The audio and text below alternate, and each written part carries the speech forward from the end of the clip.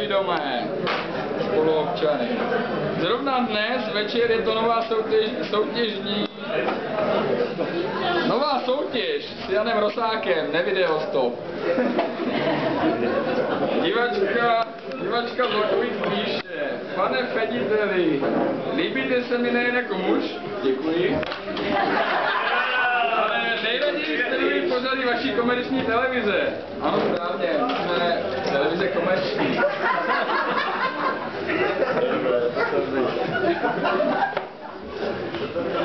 Vysílejte konečně horší pořady, neboť kvůli vaší televizi nemám čas na nic jiného. Dopisy anonymní, stejně jako drtivá většina vašich dopisů, které nás chválí, nejsou podepsány. Mě to ani příliš nemrzí. Já poznal rukopis, aby také ne, když to píšu. Paní Krupek z Hřbetic píše: Pane řediteli, zlí jazykové tvrdí, že jste měl milostný poměr s paní Lucí B. Vážený pane Konupek, jestli ti myslíte slečnu Borhiovou, tak vám musím říct, že jsem až příliš velký gentleman na to, abych tady popisoval každý milostný poměr se ženou. Jediné, co vám můžu říct, je, že se mi zklátil.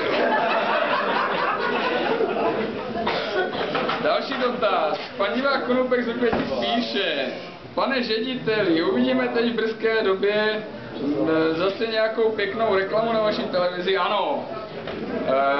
My jsme televize komerční a proto dáváme... tak teďka potřebuju... Aha, dobré.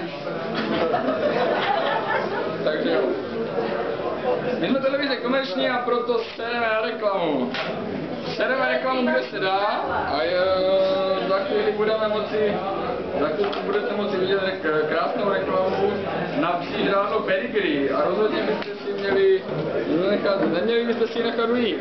Ano, děkuji. Protože byste se jinak nedověděli, jak dopomoci vašemu stylovému miláčkovi pevnější stolici. A popravdě není na ten pocit, když vidíte svého čtyřnového přítele pořádně vysraného. Pan divák Konupek píše: Pane řediteli, velice mě mrzí, že letos nebudete vysílat pochovávání prasky ve Vrběticích. A místo toho budete vysílat takové kraviny, jako je 1001 noc. Pane Konupek, berte to tak, že 1001 noc je odpočinkové téma. Je to pořád, u kterého si máte vydechnout. V tuto chvíli musíte být vděční, že je to marné, hýbe se to a je to pokračování. Pan divák Konupek píše: Pane řediteli, dočkáme se nějakého sportovního klání na vaší televizi? Ano. Je to sportovní pořád, dokonce nejsportovnější, je to tenis, dokonce ten nejtenisovější. V finále Wimbledonu Lars versus Jabloň na asfaltě. Je to zítra kolem oběda. Tak to nám pan divák Konupek poslal ještě dalších 73 dopisů, takže speciálně pro pana Konupka, alespoň telegraficky: ne, určitě ne, no to v žádném případě ani náhodou. Pan Konupek z Hřbetic píše: Pane řediteli, prej jste měl narozeniny, z jakého dárku jste měl největší radost? Tak patrně největší radost mi udělalo toto sako,